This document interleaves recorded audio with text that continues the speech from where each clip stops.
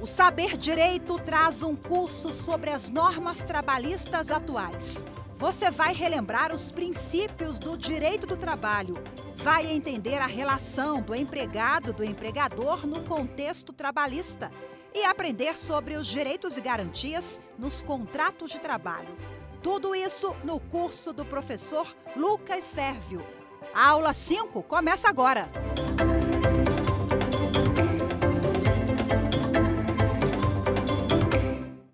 Olá, bem-vindos a mais um Saber Direito. Eu sou o professor Lucas Sérvio, sou especialista em Direito do Trabalho, Direito do Consumidor, Responsabilidade Civil, mestre em Direito pelo IDP e atual presidente da Comissão de Direitos Autorais e Materiais e Entretenimento da nossa OAB-DF. Fique conosco aí pela próxima hora. Estaremos completando aqui o nosso ciclo de Direito do Trabalho, tá? Nossa última aula vamos falar sobre rescisão, tá? Sobre o fim da relação de trabalho, quando a nossa relação de trabalho tem lá a sua decisão terminativa, tá? Fazendo aí um breve preâmbulo, pessoal. Nossa primeira aula foi sobre direitos, garantias dos direitos do trabalho, tá?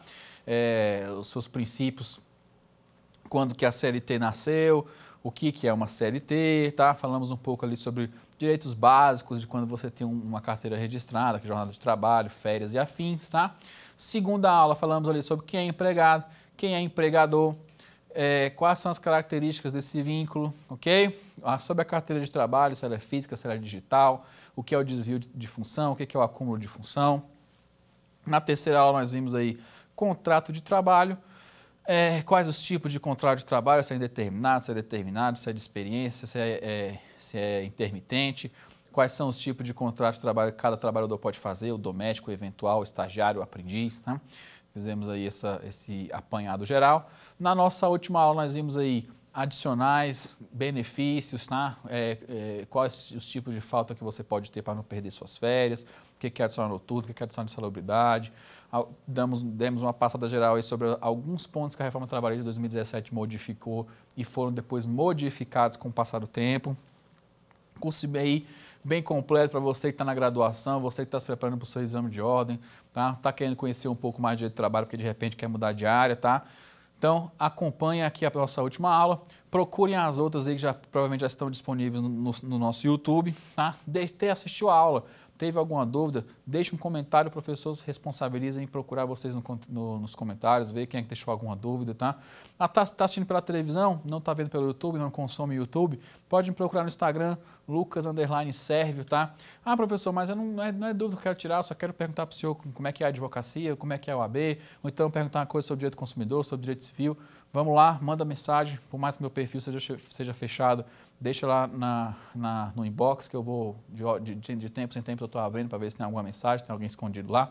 Tá? Pode mandar que eu me comprometo em procurar e respondê-los, ok? Então, dando início aqui à nossa aula, verbas rescisórias, ou seja, rescisão. Quando você inicia um contrato de trabalho, tá? Obviamente, em algum momento esse contrato vai ter um fim, seja por justa causa, sem justa causa, tá? Por acordo, por aposentadoria, por morte também pode acontecer, tá? De qualquer forma, aí, quando um contrato se encerra, tem-se a rescisão, ou seja, tem-se o fim da relação de trabalho, o fim do laço personalíssimo que une empregado e empregador. E essa rescisão, tá? Ela tem aí as suas características próprias, como tudo nesse nosso direito, tá? A rescisão enseja o pagamento das verbas rescisórias, tá? Nós vamos ver ali, quando eu falar sobre todas, quais demissões ensejam quais pagamentos de quais verbas, tá bom? Então, pegue seu caderno, faça suas anotações, faça aí o seu resumo, tá? Para você ter ali o seu material de estudo, para você ler quando estiver no quarto, quando estiver no ônibus, estiver no intervalo do trabalho, está querendo ali estudar no intervalo da faculdade, complementar o seu próprio material, tá bom? Não esqueça de fazer suas anotações, é científico, pessoal. Quem escreve, lápis ali, caneta no papel, aprende muito mais do que só quem está ouvindo, tá bom? Então vamos lá. Quando você tem um acordo com a pessoa para trabalhar, ou seja, um contrato de trabalho, se eventualmente esse contrato chegar ao fim, ocorre-se a rescisão. E quais são os tipos de rescisão? Vamos à primeira, mais comum. É a rescisão sem justa causa, tá? É a rescisão sem justa causa. O que é uma justa causa? Uma falta grave. Nós vamos conhecer todas as faltas graves já já. né, a falta grave enseja ali a sua demissão. Mas no caso da demissão sem justa causa, ou seja, sem a falta grave, é pelo simples poder de direção da empresa, pelo simples poder de direção do empregador, que ele decide que não quer mais os seus serviços. Ele pode fazer isso, pode, sem culpa sua, sem culpa dele. Tá? Ele fala, ó, não preciso mais de você aqui, ou estou encerrando as atividades, enfim, não preciso mais ter o empregado, então eu estou ali mandando você embora, né, ou dando a sua rescisão, sem justa causa, ou seja, pelo meu simples poder de direção. Então, você não trabalha mais aqui, você recebe lá as suas rescisórias completas, como nós veremos ao final. Então, se existe a demissão sem justa causa, existe a demissão com justa causa. A justa causa, pessoal, a palavrinha que vocês devem gravar e anotar aí é a falta grave, tá? Qualquer pessoa que cometa falta grave está incorrendo aí no risco de ser mandado embora por justa causa, ou seja, quando o empregado dá motivo para que o patrão o retire dos quadros, dá motivo para que o patrão proceda ali com a rescisão por culpa exclusiva do empregado. E quais são as faltas graves? Vamos acompanhar. Nós temos o artigo 482 da CLT, que determina lá, dá para a gente mastigadinho quais são as faltas graves, tá? Primeiro, ato de improbidade. O que é o ato de improbidade, pessoal? É a incompetência, tá? Uma pessoa que é improba, uma pessoa incompetente, uma pessoa que não tem capacidade de exercer aquela função, tá? Então, quando você comete um ato de improbidade, ou seja, você procedeu de forma que não tem a ver com a sua função, você causou lá um prejuízo, tá? Por incompetência, por improbidade, tá? Você pode ser mandado embora por justa causa. A improbidade, geralmente, traz consigo a negligência, a imprudência ou a imperícia, tá? A negligência é quando você ignora o resultado que aquilo que pode acontecer daquela sua atitude, ou seja, você foi negligente, tá? Então, estou precisando fechar aqui esse vazamento, senão vai estragar o estoque. Amanhã eu faço isso, aí o vazamento continua pingando e estraga o estoque e você foi negligente, você deixou para lá e não resolveu aquela sua função. Você pode também ser imprudente, tá? Então, por exemplo, você é o técnico, no exemplo que eu dei na aula passada, você é o técnico de televisão que está lá dirigindo o carro, né, indo de uma casa para outra, está com pressa de chegar de uma casa para outra, passa do limite de velocidade, toma multa, você foi imprudente, você ignorou os resultados, você agiu da forma como você queria, isso é uma improbidade, tá? E a imperícia, quando você não sabe o que está fazendo, tá? Você é contratado para operar uma máquina, você fala que sabe operar a máquina, você até entregou um certificado de que sabe operar aquela máquina, mas quando vai ver ao final você não sabe, você estragou a máquina, você não está fazendo o serviço da maneira adequada, você foi imperito. Todas essas são condições de improbidade, então você pode ser mandado embora por justa causa. Incontinência de conduta ou mau procedimento. Simplesmente aquela pessoa que não sabe se comportar em ambiente de trabalho, o tempo todo fazendo piadinha, brincando, brincadeirinhas que às vezes não condizem com o local, que incomodam seus colegas de trabalho, que incomodam seus clientes, ou seja, não sabe se portar, falta grave e justa causa. Negociação habitual por conta própria ou alheia, sem permissão do empregador e quando constituir ato de concorrência à empresa para a qual trabalha o empregado ou for prejudicial ao serviço. Você não pode, por exemplo, você trabalha lá numa papelaria, né? E aí você trabalha na papelaria, chega lá o pessoal para comprar material de ano novo, ou de começo de aulas, né? E aí você fala assim, olha, deu 3.000, tá? Mas se você for na papelaria do meu primo, que fica ali na esquina, ele faz 2.500, só você falar meu nome, tá? Está fazendo uma negociação habitual, ou seja, uma negociação que não envolve ali o seu serviço, ainda por cima está trazendo prejuízo para o local que você trabalha, né? Então, se o patrão descobre que você está fazendo isso, você pode ser mandado embora, deve ser mandado embora por justa causa. Condenação criminal do empregado passada em julgado, caso não tenha havido suspensão da execução da pena, tá? Então, você está lá trabalhando, né, normalmente, mas você cometeu um crime, chega lá o seu mandado de prisão, transitado em julgado, tem que ir para a cadeia, o patrão não é obrigado a te deixar lá, até porque você não pode mais trabalhar, você vai ser recolhido da prisão, né? E aí o contrato se encerra por falta grave, por justa causa, por empregado, tá? Um detalhe importante que é bom você saber também, pessoal, é a condenação em transitado em julgado, mesmo quando você já cumpriu a pena, ela pode ser condição de justa causa se você não informa o seu patrão, tá? Existem julgamentos aí dos tribunais superiores que falam que o empregado que está respondendo em ação criminal ou que já respondeu ação criminal e não conta isso para o patrão, né, isso pode acabar dando aso à justa causa, tá? Então, chegou no serviço e a sua ficha todo mundo pode pesquisar, né, a empresa pesquisa, mas você, por favor, de prontidão, já informe que você está respondendo o processo para não correr o risco do patrão dizer que não sabia e aí te mandar embora por justa causa só porque você omitiu essa informação. Por que isso é importante, pessoal?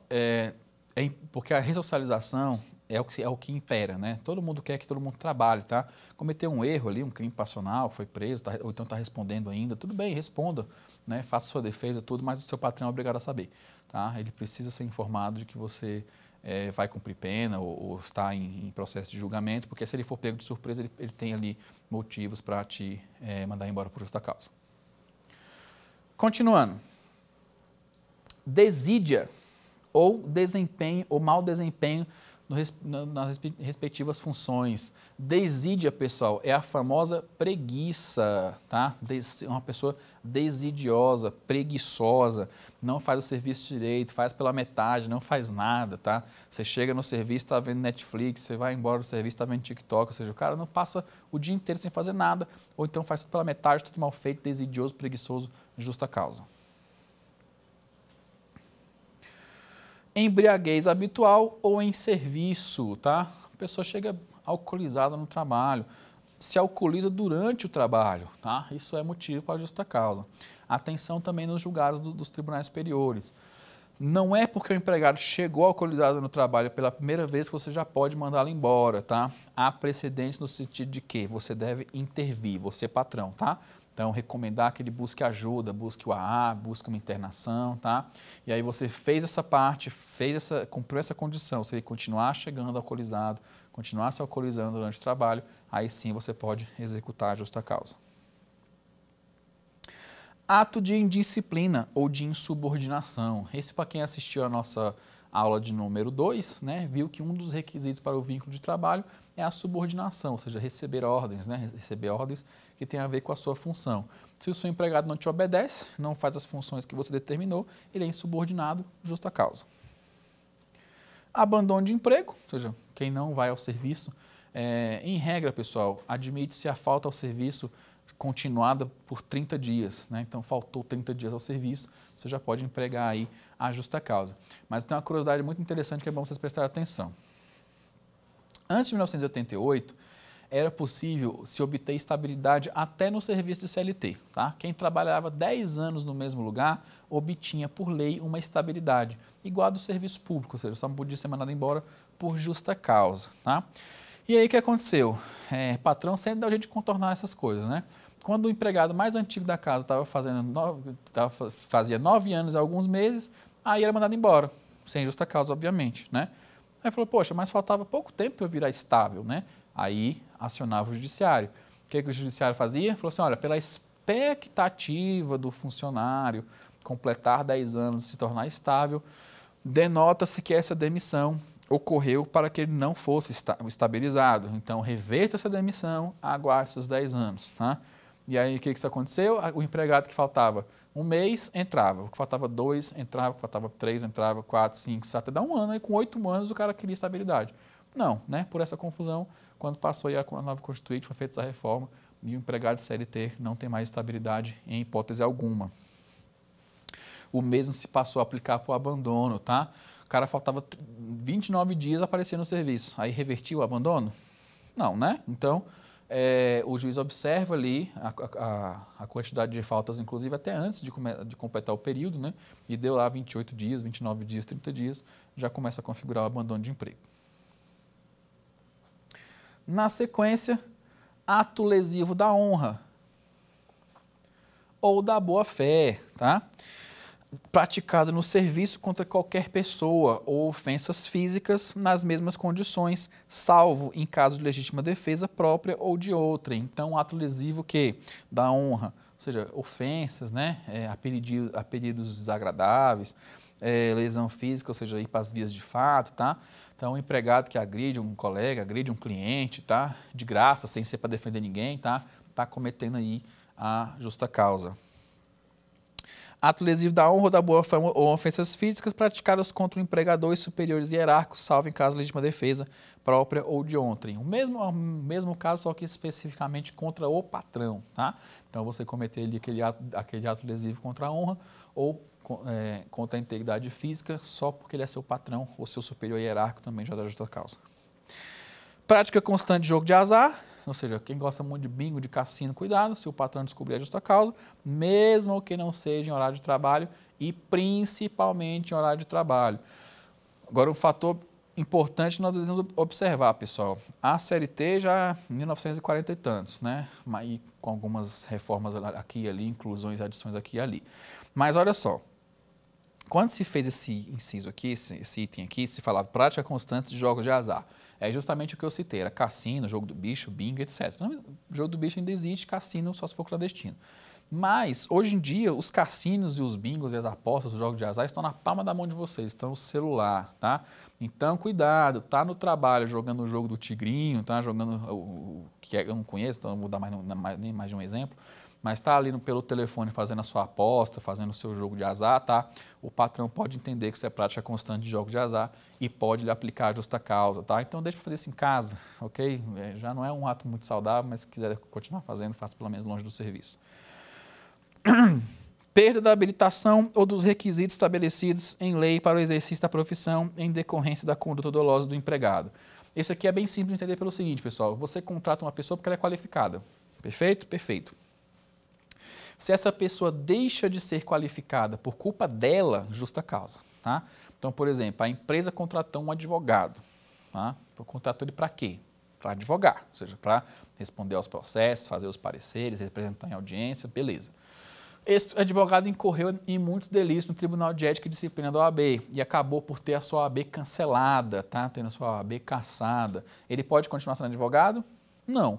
Ele pode continuar trabalhando como advogado na empresa? Não, justa causa, tá? Ele perdeu as suas credenciais profissionais por própria culpa, a empresa não tem culpa de nada, então se ele deixou de ser advogado, ele passa a ser simplesmente bacharelado, não pode atuar como advogado e aí pode ser mandado embora por justa causa. O mesmo se aplica ao médico, ao contador, ao arquiteto, tá? Perdeu o registro profissional, não pode mais assinar e trabalhar naquela área por esse motivo, por culpa dele, tá? Então ele é mandado embora por justa causa, sem necessidade de nenhum tipo de argumentação. Depois da demissão por justa causa, pedido de demissão voluntária, ou seja, quando o empregado pede para sair por conta própria, sem que o patrão tenha culpa, tá? Ou seja, o patrão não fez nada, ele simplesmente quer trocar de emprego, ou vai mudar de cidade, enfim, não consegue ficar mais lá naquele emprego, e aí ele pede demissão por conta própria, tá? Obviamente, tem ali que cumprir o aviso prévio, já que foi ele que está fazendo o pedido, pegando o patrão de surpresa, a não ser que ele tenha arrumado outro emprego, tá? Se ele já arrumou outro emprego, ele não é obrigado a cumprir o aviso, ele pode sair assim que comunicar, né? Até para poder assumir a próxima vaga. A reforma trabalhista de 2017 trouxe a previsão da demissão por acordo, tá? Ou seja, o patrão quer mandar o empregado embora, mas não quer pagar a rescisão completa. O empregado quer sair da empresa, mas se pedir demissão, perde parte da rescisão e fica esse jogo de empurra-empurra. 2017 trouxe aí até a legalização do que já vinha acontecendo, né? Muitos patrões e muitos empregados já faziam esse acordo aí por baixo dos panos, né? Mas agora é legalizado, ou seja, o empregado chega para o patrão e fala assim, olha, eu não quero mais trabalhar aqui, o senhor também não me quer mais aqui, só que ninguém cede, então vamos fazer um acordo. Eu abro mão aí de parte da rescisão e você me manda embora. É a demissão por acordo. E aí, se a gente tem justa causa para o empregado, nós também temos justa causa para o patrão. É a chamada rescisão indireta ou demissão indireta, como é mal chamado por aí também, tá? Se na demissão sem justa causa, o patrão te manda embora sem culpa do empregado e na demissão com justa causa te manda embora por culpa do empregado, na rescisão indireta o empregado pede demissão por culpa do patrão, tá? Ou seja, por atitudes do patrão. Quais são elas? O 483 lista para a gente. O empregado poderá considerar rescindido o contrato de trabalho e pleitear a devida indenização quando? Presta atenção no artigo. pleitear a devida indenização. Você nunca vai chegar para o seu patrão e falar assim, olha, eu quero ir embora porque eu estou me maltratando, eu quero a minha rescisão indireta. Ele vai rir na sua cara e não vai falar nada, né? Então você tem que, primeiro, avisar na empresa, falar, ó, eu estou sofrendo lesão nos meus direitos, isso pelo visto não vai mudar, então eu quero a minha rescisão indireta, eu estou indo buscar os meus direitos. E aí é uma ação na justiça, tá? Na reclamação trabalhista com pedido de rescisão indireta. Quais são os itens principais e já positivados para você pedir a sua rescisão indireta? Primeiro, forem exigidos serviços superiores às suas forças, defesos por lei, contrários aos bons costumes ou alheios ao contrato, ou seja, te colocar para fazer uma função que não é sua, desvio de função, acúmulo de função, ou defesos por lei, ou seja, obrigar o empregado a cometer um crime, tá? Disfarçado ali de função do trabalho, então você pode pedir rescisão indireta, ou alheios ao contrato, que é o desvio de função, tá? O desvio de função geralmente não está no contrato de trabalho, justamente por ser um desvio. For tratado pelo empregador por seus superiores hierárquicos com rigor excessivo, tá? São 4 funcionários, mas só pega no pé de um, só vê o horário de um, só vê o uniforme de um, só vigia o serviço de um, aquele rigor excessivo e inexplicável, tá? Também configura até assédio, como nós vimos na aula 2. Então, isso é causa de rescisão indireta.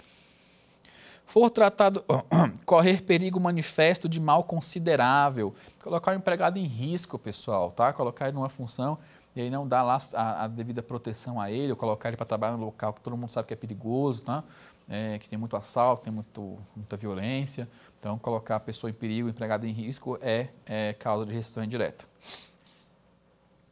Não cumprir o empregador as obrigações do contrato, atrasar pagamento ou não fazer o pagamento, não fornecer o IPI quando o empregado precisa, não efetivar o registro do empregado, não conceder as férias ou descansos, tá? Então, o empregador não fez o que ele é obrigado a fazer quando contrata um empregado, você pode pedir a rescisão indireta. Praticar o empregador seus prepostos contra ele ou pessoas de sua família, ato lesivo da honra e boa fama, ou seja, ficar difamando o empregado no serviço, tá? Falando mal dele, da família dele, colocando apelidinhos desagradáveis, tá? Isso é rescisão indireta, como também é um assédio moral em ambiente de trabalho, como a gente também já viu. O empregador ou seus prepostos ofenderem-no fisicamente, salvo em caso de legítima defesa própria ou de outra, ou seja, agredir fisicamente o empregado. O empregador reduzir o seu trabalho, sendo este por peça ou tarefa, de forma a afetar sensivelmente a importância dos salários. Exemplo, quem trabalha por demanda ou por meta. Então, você imagina aquela loja de shopping que todo mundo tem seu salário, mas se você vender uma peça de roupa ou vender um artigo lá, você ganha uma comissão, né? Geralmente, as pessoas fazem um rodízio, né? Os empregados fazem um rodízio. Primeiro vai um, depois vai outro, para todos terem chance de vender, tá? E aí, quando chega na vez de um determinado empregado, o patrão não deixa, fala, não, você não vai, fica aqui. Ou seja, perdeu a chance de vender, perdeu a chance de ganhar um pouquinho a mais. Isso aí é motivo para rescisão indireta. Aqui, pessoal, antes da gente passar para a sequência, muitos de vocês que já trabalham com CLT, já trabalharam com CLT, devem estar pensando assim, meu Deus, tudo isso já aconteceu comigo, né? Já tive um mau patrão aí, um mau empregador que fazia, não deixava vender, ou me ofendia, ou gritava, né? Ou era excessivamente rigoroso comigo, me colocou para trabalhar num lugar perigoso, tá? E essa é a importância até de quem não é do direito, ou seja, até que de você que não está na graduação, você que não está estudando para o exame de ordem, saber os seus direitos, né? Dar uma lidinha ali no basicão, para não sofrer esse tipo de lesão, né? Porque se a gente for esperar que nossos direitos sejam respeitados simplesmente por nós existirmos, às vezes não é o caso, né? Então, a minha dica para você que está na área do direito, né, mas conhece pessoas que não estão, fale para elas, fale assim, olha, dá uma lidinha na CLT de vez em quando, dá uma olhada no Instagram do TST, né, lá do STF, das varas do trabalho, né, segue tal professor, eles estão sempre colocando algumas dicas lá para evitar mesmo esses danos, né, porque dependendo do empregador, a gente às vezes só mesmo vai se dar mal, né. Então, dê essa dica, tá? O direito não é só dos juristas, o direito é de todos nós, tá? Então, incentivem as pessoas a conhecerem os seus direitos. Continuando.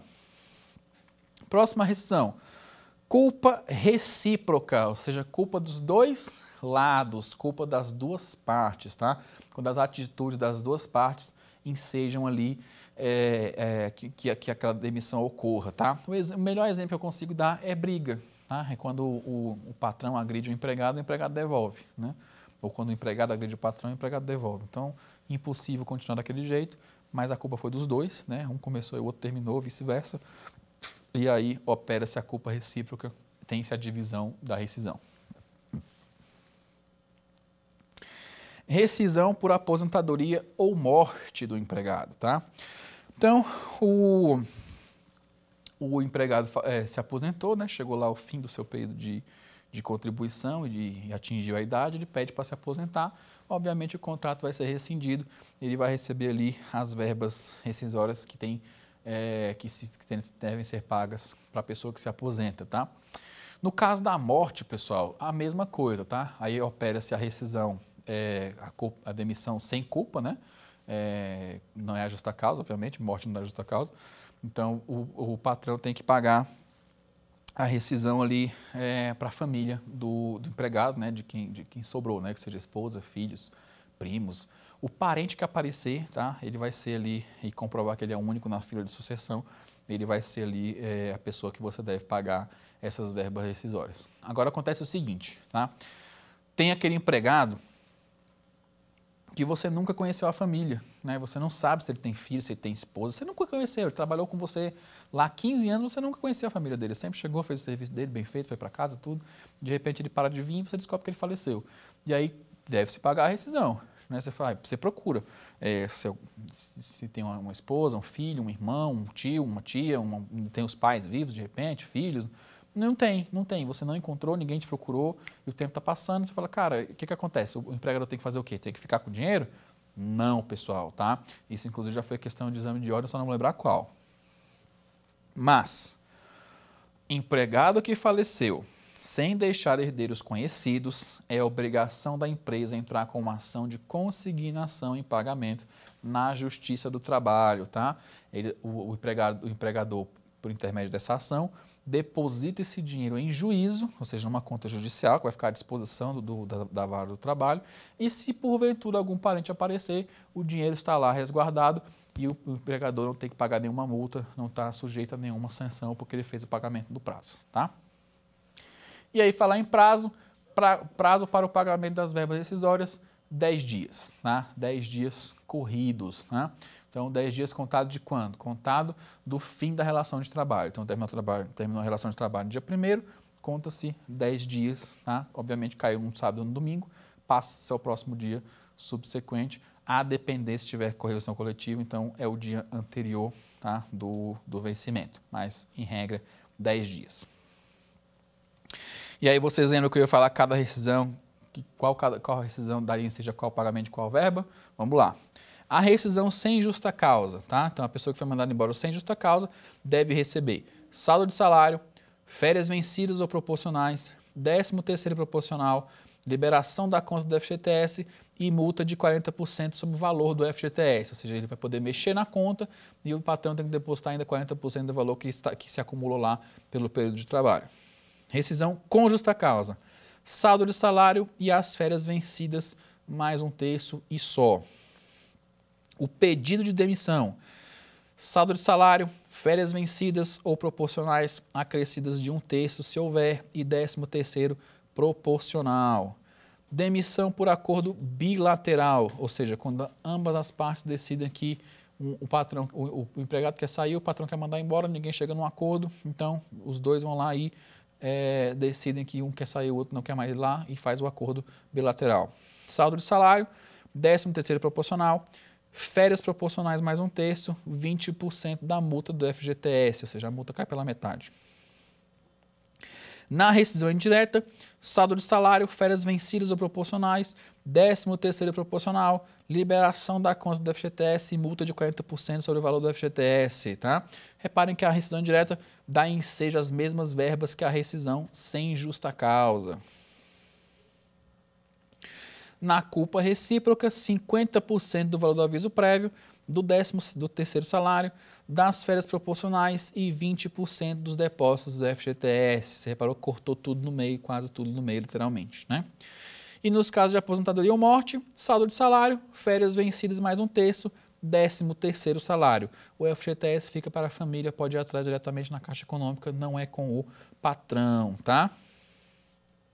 E aí, renovando aqui, o prazo para o pagamento desses valores é de 10 dias, tá? Não cumprido esse prazo, o empregador deve arcar com multa em favor do empregado, artigo 477, inciso 6º e 8º da CLT e artigo 467 da CLT, quando se, no caso, o empregado necessitar colocar o patrão na justiça para haver aí o pagamento dessa rescisão ser satisfeito, então ainda se aplica a multa do 467, a não ser que o patrão já faça o pagamento da rescisão ali, que é incontroverso, ou seja, até o dia da audiência, tá?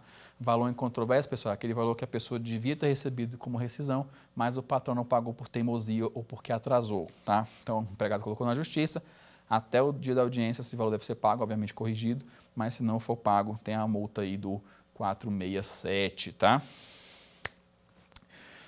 De brinde, pessoal, de brinde, nós encerramos aqui o assunto da rescisão, mas na segunda aula eu expliquei a diferença entre empregado e empregador, de empregado pessoa física para o MEI, que é o empresário, né? O MEI é um modelo de negócio, um modelo empresarial simplificado, que ganhou muitos adeptos aí nos últimos anos, né? Por ser bem facinho de abrir, bem facinho de fechar, o rendimento é bom ali para você declarar o seu imposto, tudo, e para conseguir trabalhar aí com alguma atividade que geralmente é autônoma, né? E você consegue se legalizar. Tem algumas vantagens.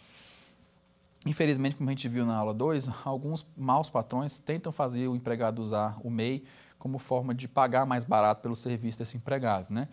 Não está correto, como a gente bem viu, né? Então, eu vou dar uma explicação aqui sobre o que é o MEI, como que funciona o MEI, tá? Para quando vocês forem aí pleitear um contrato de trabalho, se já tiver essa armadilha pronta, você vai saber se defender, tá? Primeiro, o que é o MEI? Né? É o microempreendedor individual, tá? Como eu acabei de citar, é um modelo empresarial simplificado, ou seja, ele não tem tantas exigências ou tantos detalhes, tantas burocracias quanto o Simples Nacional, por exemplo, né? Quanto a pequena empresa, né? Ou empresa média, etc. É para aquela pessoa que realmente trabalha sozinho, né? O famoso autônomo, né? Mas o autônomo antigamente não recolhia INSS, né? Ou seja, se ele tinha algum problema, ele tinha que se virar.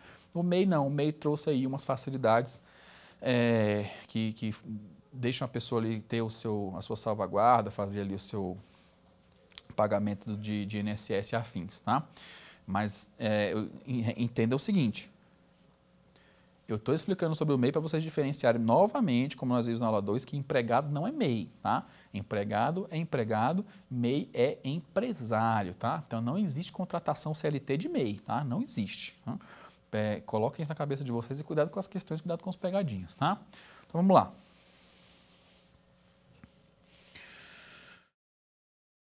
O MEI foi criado pela Lei Complementar 128 de 2008, tá? Que alterou a Lei 123 de 2006. Então, trazer o trabalhador autônomo para a formalidade, tá? Vejam que é bem antigo, né? 2008, né? Faz muito tempo, mas ganhou muita projeção quando começou a tal da pejotização, ou seja, os patrões quererem que todo mundo seja MEI, né? Todo mundo faça o MEI, ou então, se a gente for parar para ver até no contexto mundial, incentivou-se muito o trabalho autônomo, né? O trabalho por conta própria. Então, acabou que ganhou essa projeção aí nos últimos 5, 8 anos, o MEI, né? Mas ele já é bem antiguinho, a sua criação já é bem antiga. Quais são as exigências para você poder ser um MEI? Tá? Não ter sócios no negócio que está sendo aberto, o nome já diz, é um microempreendedor individual, ou seja, não existe abertura de negócio em que vai existir um sócio ou mais. Então, você não pode ter sócio nem no seu negócio, nem ser sócio em outros negócios. Não ter o solicitante outra empresa aberta em seu nome, titularidade, quando for solicitar registro como MEI. Não pode haver outra empresa existente. Então, se você já tem um simples, uma empresa de médio porte, etc., e você quer ser MEI, tem que dar baixa naquela lá antes para poder abrir o seu MEI. Não participar de outros negócios, seja como sócio, nem como administrador. Sendo assim, ainda que o negócio aberto não seja seu, caso você queira ser MEI, não poderá continuar como sócio ou administrador, devendo se retirar para criar o seu próprio, tá? Então, pessoal, o nome não é individual à toa, tá? Para você ser MEI é só o seu negócio, tá? Você não pode ser sócio de fato, sócio formal, nem sócio administrador de qualquer outro negócio, para você continuar com o seu MEI, tá? E quando você abre o MEI, além do seu CPF, que nunca vai te abandonar, tá? Você também recebe o número de CNPJ, tá? Sim, você vira uma pessoa jurídica, aí você consegue exercer atos da vida como uma pessoa jurídica, lidar com fornecedores, ter acesso a crédito diferenciado, abrir uma conta PJ no banco, tá? Isso você consegue fazer depois que tem lá o seu MEI. E agora aqui o passo a passo, como se tornar e se registrar como MEI, tá? Inicialmente você precisa acessar o portal do empreendedor, tá? Coloque aí no Google, portal do empreendedor. Clique em Quero ser MEI e em seguida em Formalize-se. Crie uma conta utilizando o novo cadastro unificado gov.br ou utilize o seu CPF. Você vai fornecer os seus dados, como RG, CPF, imposto de renda, endereço residencial, telefones. Define as atividades que serão exercidas, tá? Lá nesse site, pessoal, vai abrir uma lista, tá? Com todas as profissões que podem ser MEI, tá? Não é todo mundo que pode ser MEI. Por exemplo, eu, advogado, não posso ter MEI, não como advogado. Posso ter como professor, como instrutor, tá? Mas como advogado, não, tá? Existem algumas profissões específicas que elas não podem operar pelo MEI. O médico, advogado, engenheiro, contador, tá? Todos esses, nós temos, inclusive, entidades de classe próprias, né, que nos fornecem uma forma por exemplo, no caso da OAB, do advogado, tem a Sociedade Unipessoal de Advocacia, que é quase a mesma coisa, mas não tem a diferença da profissão, né? Então, eu não posso, por exemplo, abrir um CNPJ MEI para advogar, né, e dar nota como advogado. Não existe isso. Eu estou cometendo uma irregularidade na profissão, tá? Então, lá na lista vai ter a quantidade de profissões que você pode escolher para ser MEI, né? Então, massagista, maquiador, manicure, lanchonete, diversas outras instrutor, professor, né? Então, tem várias profissões que você vai encontrar lá. Escolhe a sua ou as suas, né? Para ali adicionar ao seu MEI. Conferir os dados, finaliza. Quando a inscrição for confirmada, você vai receber o seu CCMEI, que é o Certificado de Condição de Microempreendedor Individual, tá? Vai chegar lá bonitinho, todas as informações que você deu, a opção que você fez lá profissional e o seu CNPJ já registrado junto à junta comercial. Aí a junta comercial é o órgão público responsável por organizar e realizar os registros empresariais, tá? Então você nem precisa ir à junta, já é tudo eletrônico. Já recebe o seu certificado prontinho com o seu CNPJ pronto. E aí, essas proibições aí de ser MEI, eu vou dar mais alguns exemplos para você. Ó. O médico, nutricionista, advogado, contador, consultor, psicólogo, dentista, engenheiro, veterinário, jornalista, publicitário, administradores, nenhum desse aí pode ser MEI, tá? Todos eles têm regimes próprios que não são compatíveis com o MEI. Quem pode? Cabeleireiro, manicure, pedicure, varejista de vestuário, promotor de vendas, lanchonetes, casa de chá ou similares, alimentos a domicílio, instalações elétricas, estética e cuidados e assim por diante. Você vê que são muitas opções, né? Mas especificamente aqueles que já têm regime próprio, ainda mais regime tributário próprio, não podem ser MEI. Limite de faturamento, tá? O faturamento do MEI atual é, no máximo, 6.750 por mês ou 81 mil por ano, tá?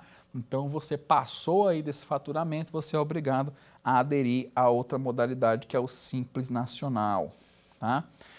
Então, o MEI sempre deve emitir nota quando estiver prestando serviço para uma pessoa jurídica, tá? Para a pessoa física não é obrigado, tá? Então, se atendeu ali, fez uma unha, você não é obrigado a dar nota fiscal para cliente, tá? Mas se você atendeu, você é um varejista de roupa, ou você faz alimentos a domicílio foi contratado como prestador de serviço para fornecer o almoço dos funcionários, a empresa que você foi contratado ali, o seu serviço, no caso, você tem que entregar a nota fiscal do que você está recebendo, tá? E olha que interessante.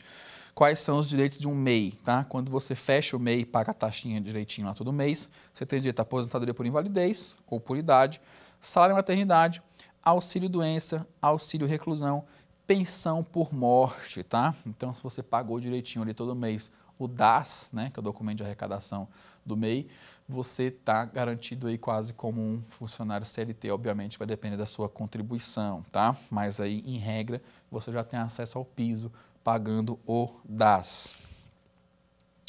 E o MEI tem muitas facilidades na questão burocrática, né? Porque você vira um empresário, você vira um empreendedor, né? Então, você tem ali acesso ao crédito com os bancos, né? Você consegue ali serviços exclusivos para a pessoa jurídica, você consegue essa formalização, ou seja, você sai do informal, você consegue garantir ali uma aposentadoria, uma pensão, um auxílio-doença, mesmo não tendo CLT, né? Porque você está pagando todo mês ali a sua contribuição, ainda que seja o piso, você vai receber, isso não deixa de ser uma garantia, né?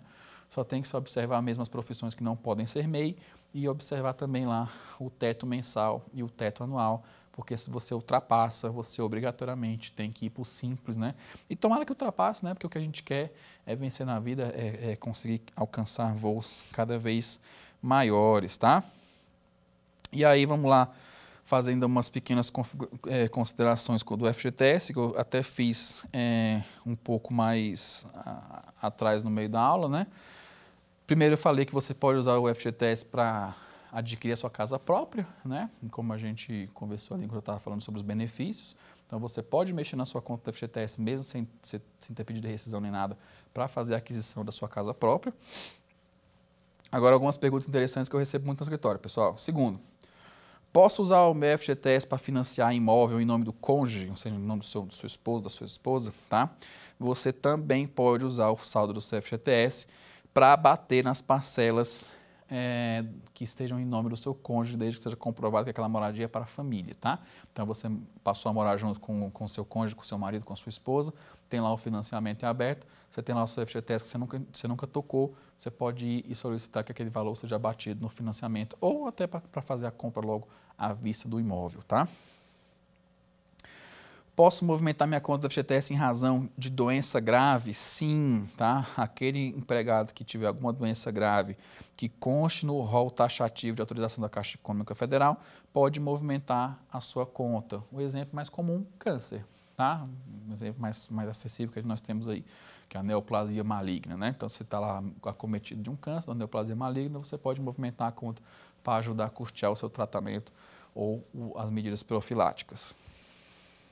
Posso utilizar meu FGTS para adquirir uma prótese ou órtese? Sim, né? Eu trouxe aqui até esse exemplo, que caiu na questão 2 ou 3 do 20º exame. Com o decreto número 9345 de 2018, foi ampliado o direito do saque do FGTS para trabalhadores com deficiência de natureza física ou sensorial, auditiva e visual, desde que os efeitos durem por pelo menos 2 anos para aquisição de órtese ou prótese, tá? Esse decreto, como bem eu falei, não ampara movimentação de natureza unicamente estética, tá? Então, perna, braço, aparelho auditivo, tá? Implante ocular de alguma forma, tá? Silicone, etc. Não, senhoras, tá? Não se animem. Então, só mesmo questões de saúde. Por fim, o que é o saque aniversário, tá? Nem usa tanto, mas ainda tem muita gente que teve curiosidade, né? Ou ainda pode cair em alguma prova. Saque aniversário foi uma nova autorização de saque do FGTS, onde o beneficiário pode receber o valor a partir do 1º de outubro do mês de aniversário do trabalhador, em parcela disponível por 3 meses, tá? Então, se utilizou aí do saque aniversário, principalmente na época da pandemia, né? Para ajudar ali a movimentar a economia, enquanto a situação ainda estava meio difícil, tá? Então, essas foram as nossas curiosidades sobre o FGTS. Esse foi o nosso plano geral sobre o MEI, tá? Informações ali complementares, mais importantes, tá? Para quem está estudando, tá? Quem está na graduação, quem está no seu exame de ordem, está se aprofundando mais no direito do trabalho aí, quer mudar de área, ou só ficou mesmo curioso. Sempre é bom ter essas informações aí à mão, né? Não sabe quando tem um parente, pode vir perguntar. É bom estar ali sempre no gatilho, né? E aí, pessoal, um pequeno preâmbulo, tá? Nossa primeira aula, princípios trabalhistas, nós vimos. Justiça do Trabalho e Organização Judiciária, que é uma audiência de conciliação, que é uma audiência de instrução, para onde é que vão os recursos, quais são os tribunais, tá? Nós vimos isso na nossa primeira aula. Nossa segunda aula, quem é o empregado, quem é o empregador, o empregado tem que ser sempre pessoa física, o empregador pode ser um CNPJ, o empregado nunca pode ser pessoa jurídica, tá? Não existe empregado MEI, coloquem isso nas cabeças de vocês. Características do empregado e do empregador, né? Carteira de Trabalho e Previdência Social, a nossa CTPS, o que é um registro, quando ela tem que ser física, quando ela tem que ser digital, o que é um desvio de função, o que é um acúmulo de função, o que é assédio moral no trabalho. Nós vimos lista por lista ali alguns exemplos bem expressivos. Na nossa terceira aula, contrato de trabalho determinado, indeterminado, experiência, intermitente, temporário, quem é o empregado doméstico, quem é o empregado eventual, quem é o empregado voluntário, quem é o empregado deficiente, quem é o empregado idoso, vimos tudo isso na terceira aula. Tá? Na nossa quarta aula, nós vimos direitos e garantias relativos a benefícios remuneratórios, ou seja, salário, remuneração, gorjeta, adicional noturno, salário de salubridade, horas extras, assistente de trabalho, vimos tudo isso. E nessa nossa última aula, rescisão, tá? O que é a rescisão, como que você faz um contrato de uma demissão por justa causa, sem justa causa, rescisão indireta, rescisão por morte e aposentadoria, né? Na aula passada também conhecemos as faltas, quais são as faltas que não descontam nas férias, tá? E vimos um pouquinho aqui sobre o MEI e umas pequenas curiosidades da FGTS que sempre chegam para mim, tá? E aí, vamos só ver o seguinte, se depois de tudo isso, obviamente, vamos perguntar só sobre a aula de hoje, tá? Eu vou pedir para colocar aqui o nosso quiz na tela e vamos ver se vocês fizeram as anotações, prestaram atenção e vão conseguir responder as perguntas.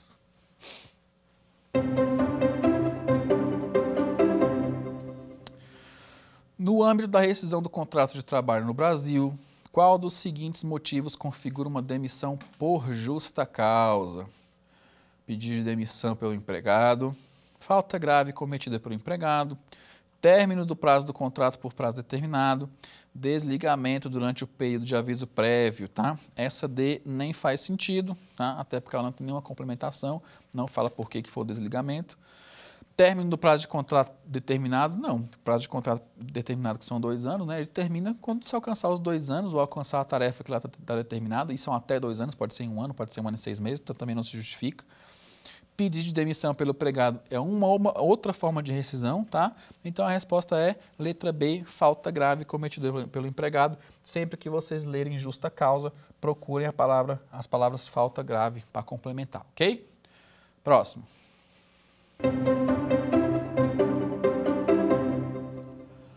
No contexto do direito do trabalho brasileiro, qual é a finalidade do aviso prévio? Garantir que o empregado notifique o empregador sobre sua intenção de rescindir o contrato de trabalho.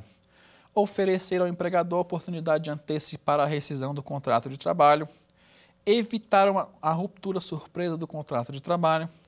Estabelecer um período de reflexão durante o qual o empregador pode reconsiderar a demissão do empregado.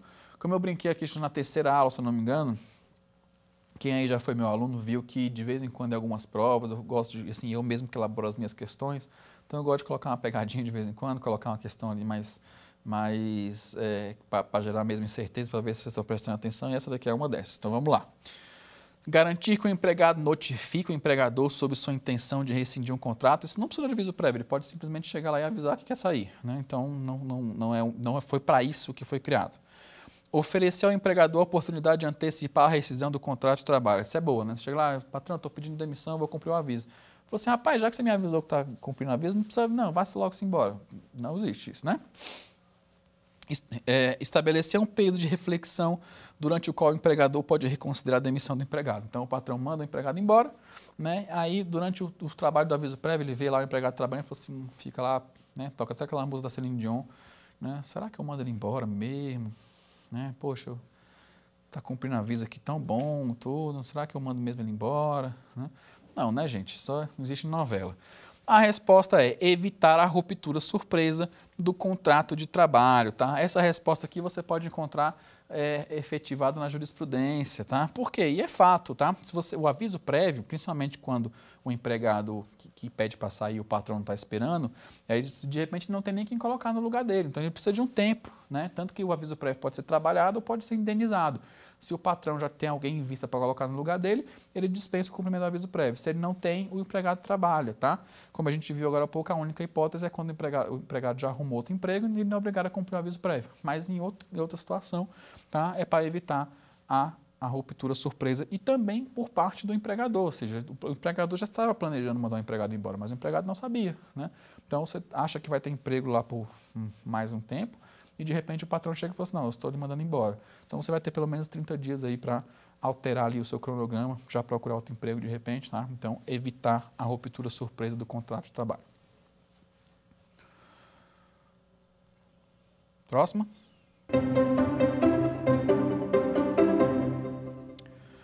No contexto da rescisão do contrato de trabalho no Brasil, qual é o prazo máximo para o empregador efetuar o pagamento das verbas rescisórias após o desligamento do empregado? 5 dias úteis a partir do término, 10 dias corridos após o término do contrato, 48 horas após o desligamento, 30 dias corridos a partir do desligamento. Tá? 5 dias úteis, não é. 48 horas após, não é. 48 horas é para pagar as férias, né? 2 dias. 30 dias corridos a partir do desligamento é muito tempo, né? Então, a nossa resposta é letra B, 10 dias corridos após o término do contrato. Ok? Então, esse foi aí o nosso quiz, tá? Eu espero que vocês tenham acertado todas as questões. Se não, tá? Basta dar uma revisada boa e aí você vai conseguir pegar ali o que você errou e poder revisar de maneira mais adequada, certo? Senhores, essa foi a nossa última aula, tá? Nossa última aula do curso aí básico de Direito do Trabalho, voltado para quem está na graduação, estudando para a sua prova aí da semana que vem, né? Quem está vendo aí Direito do Trabalho 1, Direito do Trabalho 2, tá? Ainda não entramos em processo de trabalho, eu trouxe só questões da CLT mesmo ali pontuais, não trouxe questões processuais, falei um pouco nisso na primeira aula, mas só um pouco mesmo. Nós vamos ter aqui outros professores que vão falar sobre o processo de trabalho para vocês, que também é muito importante. Por que eu trouxe essa aula nesse formato? Eu tenho muito carinho pela graduação, né? Eu acho que é a parte mais importante ali da carreira do advogado, do delegado, do promotor que seja. É na graduação que você formata ali o tipo de profissional que você quer ser. É na graduação que você entende por que você quis fazer direito, né? Pelas oportunidades que aparecem nesse caminho, que você entende de onde é que veio a sua vocação, se é para advocacia, se é para delegacia, se é para ser promotor, se é para ser juiz, tá? Ou de repente nem é a sua praia, né? Você pode acabar descobrindo que não é o caso, mas é um período muito bom, um período de muita descoberta, que tem que ser de muita aplicação, né? De muito entendimento. E aí eu preparei esse pequeno curso aí das nossas 5 aulas, sobre o direito do trabalho básico, parte geral, então demissão, contrato de trabalho, adicionais, né, para vocês terem uma boa base, né, não só para quem está na graduação, mas para quem está revisando para o exame de ordem, né, as questões de direito do trabalho são muitas na prova, e você acertando pelo menos 8 aí já é um percentual bacana para você ser aprovado, lembrando que você precisa acertar 40 questões de 80, né, então, assistam a primeira aula, assistam a segunda, assistam a terceira, assistam a quarta, assistam essa que é a 5ª aula. Façam o seu resumo, tá? Eu tentei separar tudo por tópicos para vocês poderem ir fazendo o seu resumo direitinho no seu caderno. Foi assim que eu obtive a minha aprovação, assistia a aula, anotava na aula, ia para casa, passava limpo, porque eu não tenho uma letra muito católica, né? Mas aí fazia o meu resuminho para estudar e foi assim que eu obtive a minha aprovação. Então, foi a forma como eu aprendi, então é a forma que eu gosto de ensinar. Você não vai conseguir decorar tudo, não existe isso, você literalmente tem que aprender, né? E a melhor forma é você tendo o seu material, fazendo ali a sua ponte escrita lá do seu conhecimento. Isso é a dica que eu deixo para vocês e mais. Se vocês permitirem que esse professor dê algumas dicas para vocês, não só especificamente da matéria, tá? Mas ser profissional não é fácil. Tá? Ser profissional impõe que você se dedique, tá? Que você tome decisões difíceis, que você tenha preparação, não só preparação de conteúdo, mas também preparação espiritual. Eu não digo isso com nenhuma ambição de falar de religiosidade, mas espiritual no sentido de aguentar as pancadas, que serão muitas, né? Eu recomendo sempre que vocês busquem uma boa bibliografia, Sérgio Pinto Martins, André Luiz Paz de Almeida, tá? São bons aí, a Raíra Tuque-Mantel, são bons exemplos aí de doutrinadores do direito do trabalho para vocês pegar de repente o que você mais entende ali, na forma como você tem o seu pensamento. Opções não faltam, né? E aproveitem, pessoal, aproveitem o Saber Direito, está aqui custo zero para vocês, basta ter uma conexão à internet e um celular, um computador para vocês assistirem aulas de alto nível. Todos os professores vêm aqui com a maior boa vontade, com vontade mesmo de ensinar vocês, então prestem bastante atenção nisso. Contribui muito para a formação de vocês.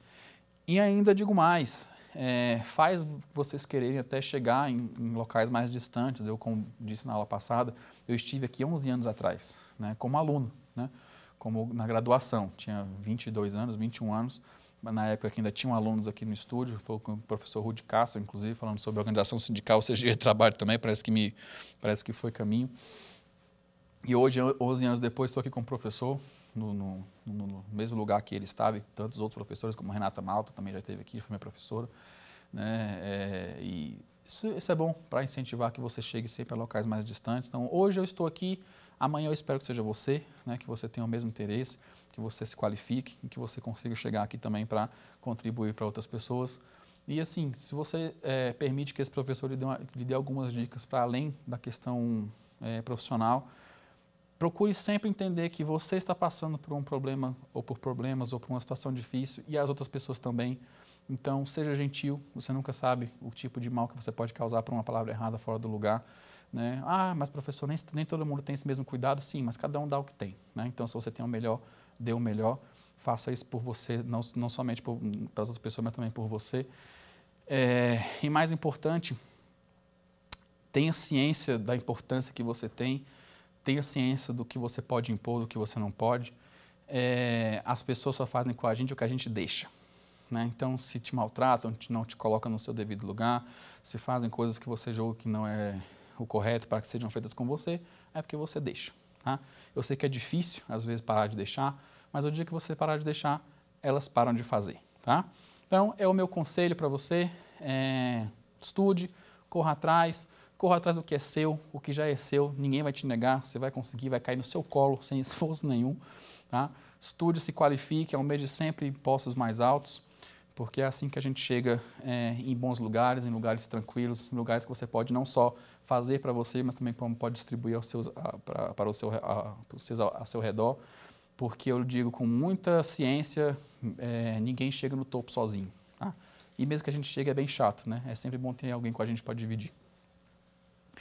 Eu sou o professor Lucas Sérvio, sou especialista em Direito do Trabalho, Direito do Consumidor, Responsabilidade Civil, mestre em Direito pelo IDP, atual presidente da Comissão de Direitos Autorais e Materiais e Entretenimento da OAB-DF. Gostou da aula? Ficou com alguma dúvida? Está no YouTube assistindo? Deixa nos comentários, eu vou sempre estar dando uma olhada assim que a diretoria me mandar os links, né? Eu vou de aula em aula procurar. Se tiver alguém com alguma dúvida, não só sobre direito do trabalho, sobre a aula, mas sobre qualquer outro assunto que talvez eu domine, eu vou tentar responder, vou tentar estar ali presente. Não está vendo pelo YouTube, está vendo pela televisão? Pode mandar no meu Instagram, Lucas_Sérvio, tá? Manda lá no meu inbox, por mais que a conta seja fechada, eu sempre estou olhando, vou te responder, tentar responder com o maior carinho, maior atenção. Tem curiosidade sobre a OAB, ou já é advogado, ou está aí no seu carteirinha de estagiário, quer saber como é que se participa dos eventos, o que tem na OAB, visite o Instagram da nossa comissão, visite o Instagram da OAB em si, né? Procure saber, tem coisas muito legais, não só para o advogado, também tem para o bacharel, somos todos da mesma área, todos são muito bem-vindos, tá? Agradeço o Saber Direito, agradeço você por ter assistido até aqui, muito obrigado e até a próxima. Quer dar alguma sugestão de tema para os cursos do Saber Direito? Então mande um e-mail para a gente, saberdireito@stf.jus.br. Você também pode estudar pela internet. Acesse o nosso site, radioetvjustiça.jus.br, ou pode rever as aulas no canal do YouTube, @Rádio e TV Justiça.